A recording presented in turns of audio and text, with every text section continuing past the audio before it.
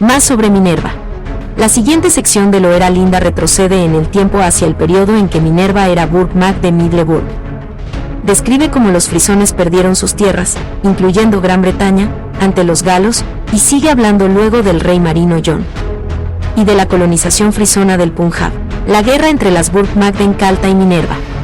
Y de cómo por ello perdimos todas las tierras meridionales y Gran Bretaña ante los galos. Cerca de la desembocadura sur del Rin y del Celta hay 7 islas a las que se puso nombre de las 7 vírgenes de la semana de Freya. En medio de una isla se encuentra la ciudad de Balayagara, Middelburg, en Bad Cheren, y sobre los muros de esta está inscrita la siguiente historia. Encima de ella están escritas las palabras: lee, aprende y vigila.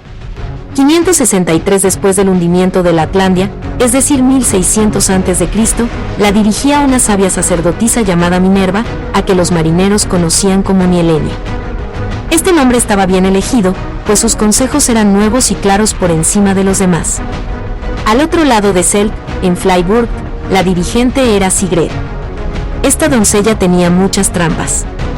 Su rostro era hermoso, y ágil su lengua, pero los consejos que daba iban siempre envueltos en términos misteriosos. Por ello los marineros la llamaban Calta, y los hombres de tierra creyeron que era un título. Según los últimos deseos de la madre muerta, Gracement fue nombrada en primer lugar, luego venía Minerva y luego Sigrid. A Minerva le importó aquello, pero Sigrid se sintió ofendida. Como una princesa extranjera, deseaba ser honrada, temida y venerada, pero Minerva solo deseaba ser amada. Al final, todos los marineros, incluso desde Dinamarca y Flymer, la acataron a ella.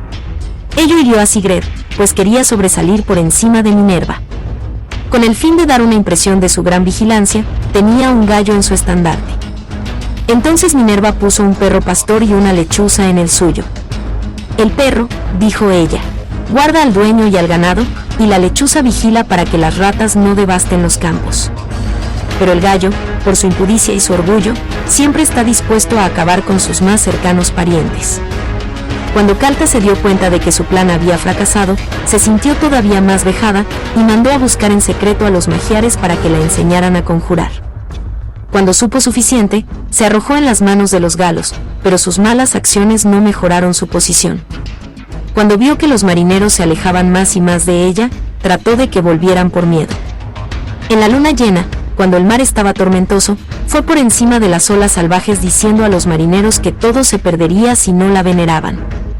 Luego cerró los ojos, para que ellos confundieran la tierra con el agua y el agua con la tierra, y de ese modo muchas buenas naves se perdieron totalmente.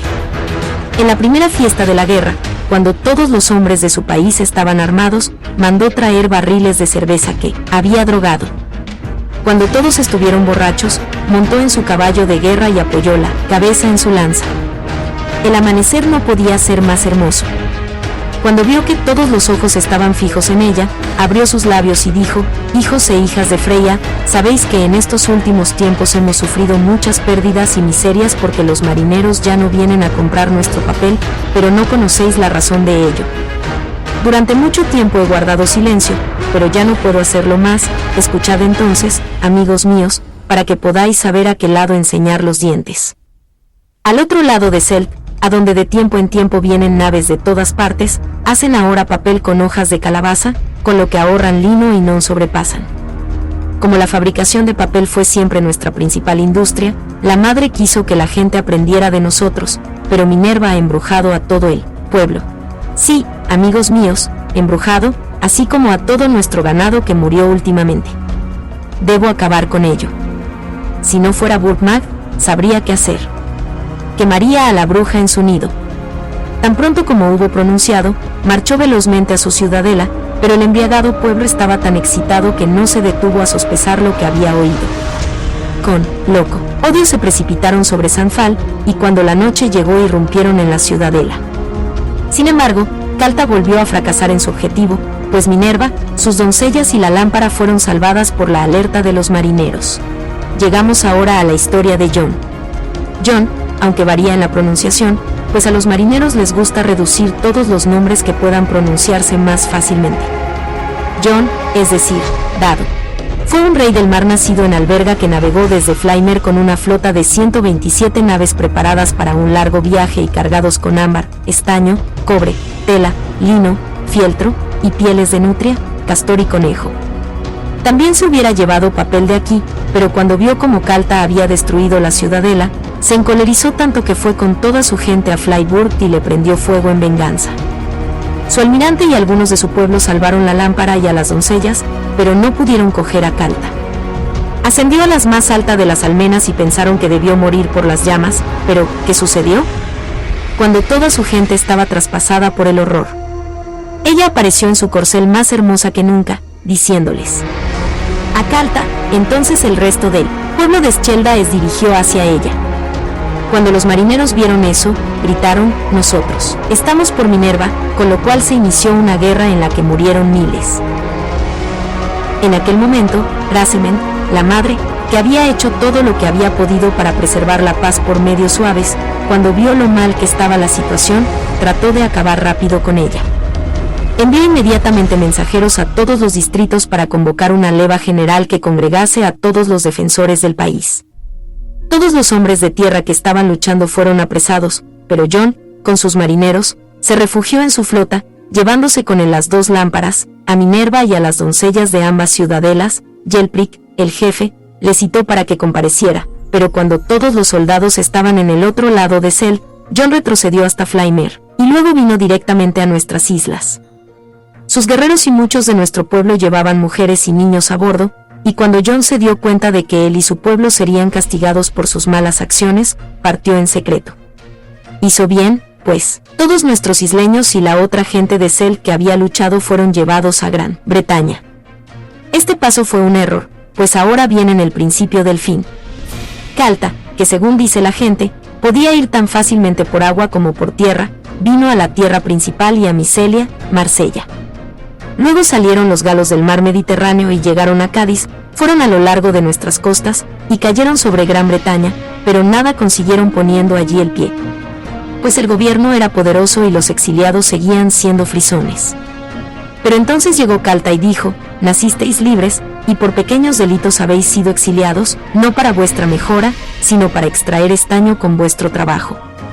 Si deseáis ser libres de nuevo, y seguid mi consejo, y vivís bajo mi cuidado, vamos. Yo os daré remos, y cuidaré de vosotros. Las noticias llegaron a tierra como el relámpago, y antes de que la rueda del portador hubiera dado una vuelta era ella la dueña de todos los teries en todos nuestros estados meridionales, hasta Sena. Se construyó una ciudadela en las tierras altas hasta el norte y la llamó Caltaburg. Todavía existe bajo el nombre de Carenac. Desde este castillo dominaba como una verdadera madre, contra el deseo de estos, no para sus seguidores, sino sobre ellos, fueron desde entonces llamados celtas. Los galos obtuvieron gradualmente el dominio sobre todo de Gran Bretaña, en parte porque ya no tenían ninguna ciudadela, en segundo lugar, porque no había Burg Magden, y tercero porque no había lámparas de verdad. Por todas estas causas el pueblo no podía aprender nada. Eran estúpidos y locos, y tras haber permitido que los galos les robaran sus armas, se dejaron llevar como un toro con un anillo en la nariz.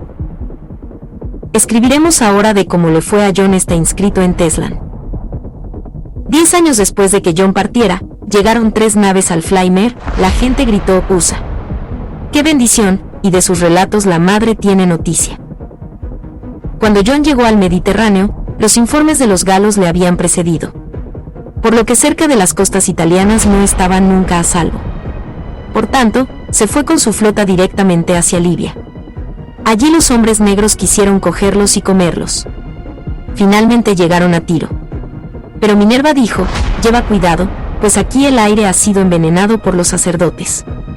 El rey era un descendiente de Túnez, como se nos informó después, pero como los sacerdotes deseaban tener un rey que, estando de acuerdo con sus ideas, tuviera una larga descendencia, deificaron a Túnez, para vejación de sus seguidores.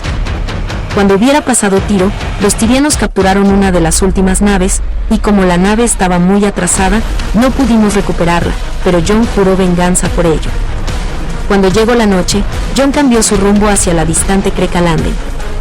Finalmente llegaron a un país que parecía muy estéril, pero encontraron allí un puerto. Aquí, dijo Minerva, quizá no necesitemos tener miedo de príncipes ni sacerdotes, pues siempre buscan tierras ricas. Cuando entraron en el puerto, no había lugar para todas las naves, pero la mayor parte de la gente era demasiado pusilánime para seguir. Entonces Jon, que deseaba marcharse, cogió lanza y estandarte y convocó a los jóvenes para saber quiénes deseaban compartir sus aventuras. Lo mismo hizo Minerva, pero con la intención de quedarse allí. La mayor parte se quedó con Minerva, pero los marineros jóvenes siguieron con Jon. Jon tomó la lámpara de Calta y a sus doncellas. Minerva se quedó con su lámpara y con sus propias doncellas. Entre las cercanías y las lejanas costas de Italia, Jon encontró algunas islas que pensó eran deseables. Sobre la más grande construyó una ciudad en el bosque entre las montañas. Desde las islas más pequeñas hizo expediciones para vengarse de los tirios y saqueó sus naves y tierras. Desde entonces esas islas se llamaron Insulae Piratarum, Islas Piratas, y Johannis Insulae, Islas de Jon. Cuando Minerva hubo examinado el país que era llamado Ática por sus habitantes, vio que todos eran cabreros, y que vivían de carne, raíces salvajes, hierbas y miel.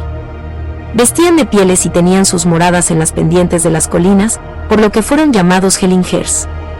Al principio huían, pero cuando vieron que no les atacaban, volvieron y se mostraron muy amigables.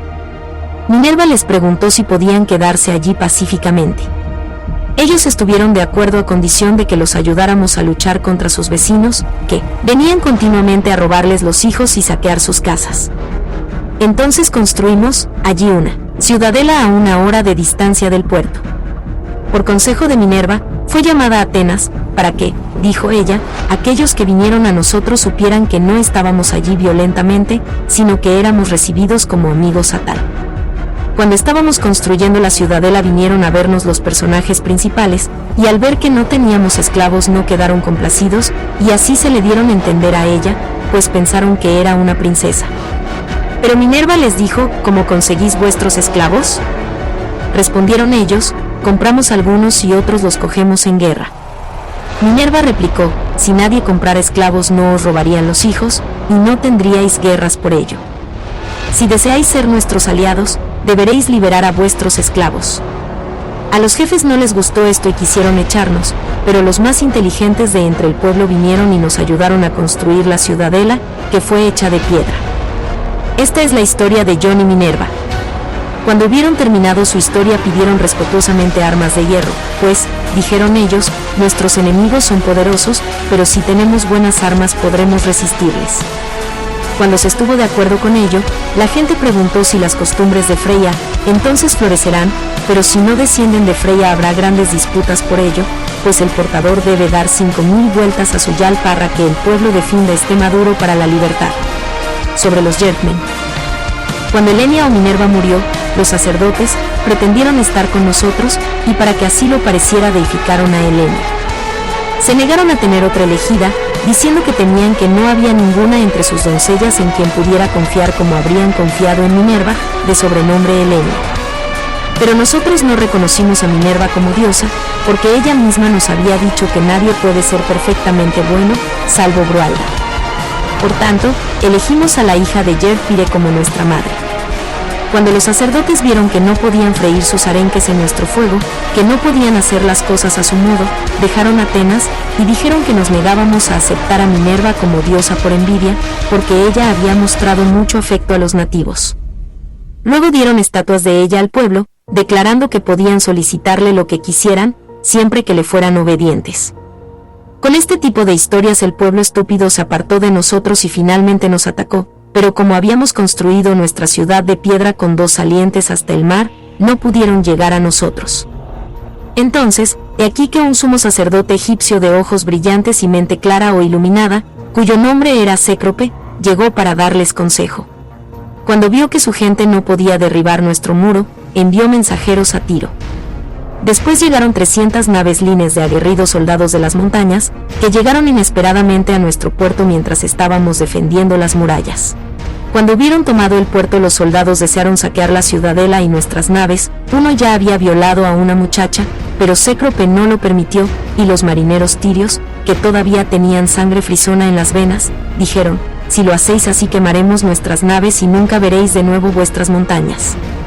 Cécrope, que no sentía inclinación por el asesinato o la devastación, envió mensajeros a Gerd, pidiéndole que abandonara la ciudadela, ofreciéndole libre salida con todas sus propiedades, y lo mismo a sus seguidores. Lo más prudente de los ciudadanos. Viendo que no podían sostener la ciudadela, aconsejaron a Gerd que aceptara enseguida, antes de que Cécrope se enfureciera y cambiara de opinión. 3 meses después Gerd partió con los mejores hijos de Freya y 7 veces 12 naves. Poco después de haber abandonado el puerto se encontraron con 30 naves que venían a Tiro con mujeres y niños. Se dirigían a Atenas, pero cuando oyeron cómo estaban las cosas se fueron con Gerd. El rey marino de los tirios los llevó a todos por el estrecho de aquel tiempo daba paso al Mar Rojo, hoy el Canal de Suez. Finalmente desembarcaron en el Punjab, llamado en nuestra lengua los 5 ríos, porque 5 ríos fluían juntos hacia el mar. Allí se establecieron, y lo llamaron Germania. El rey de Tiro, al ver que sus mejores marineros se habían ido, mandó todas sus naves con sus soldados para cogerlos, vivos o muertos. Cuando llegaron al estrecho, el mar y la tierra temblaron. La tierra se estremeció de forma que toda el agua se salió del estrecho y las orillas de barro se elevaron formando un muro. Como puede entenderse, ello sucedió por las virtudes de los hombres Gerd.